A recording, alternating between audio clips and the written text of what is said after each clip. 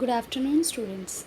Here we are going to discuss one of the chapter from class 10th, that is life process.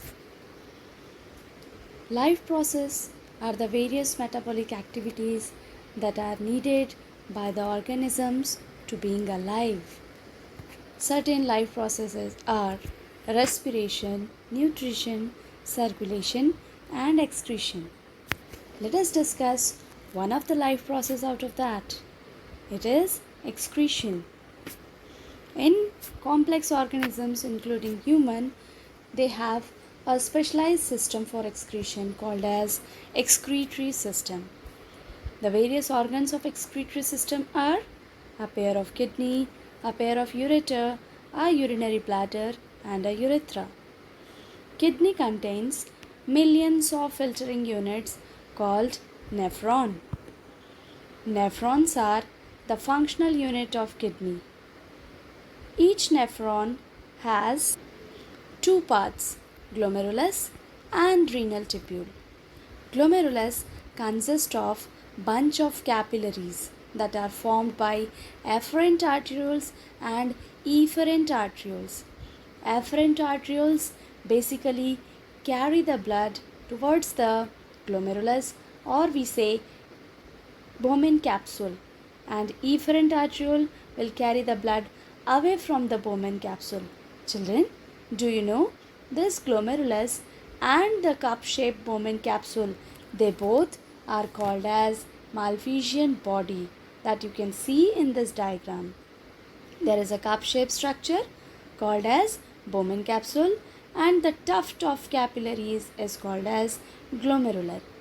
The tubular extension of this cup-shaped Bowman capsule is called as renal tubule and it has three parts. The first part is proximal convoluted tubule, then the U-pin shaped structure is called Henle loop, and further it has a distal convoluted tubule. Distal convoluted tubule is further connected to a cylindrical tube called as collecting duct. So here this is all about the structure of a nephron. Now let us see what is the mechanism of excretion in humans. It has three steps. First is glomerular filtration, tubular reabsorption and secretion. In case of glomerular filtration, children, first of all the blood carried to the glomerular is getting filtered out and the waste products are being collected to form the primary urine. The amount of filtrate that is produced per minute by this glomerular is called as glomerular filtration rate. The second step is tubular reabsorption. This tubular reabsorption will be done by PCT and the Henle loop, where certain molecules such as sodium, potassium ions, hydrogen, they are getting secreted and they will be absorbed passively. So this is about the tubular reabsorption.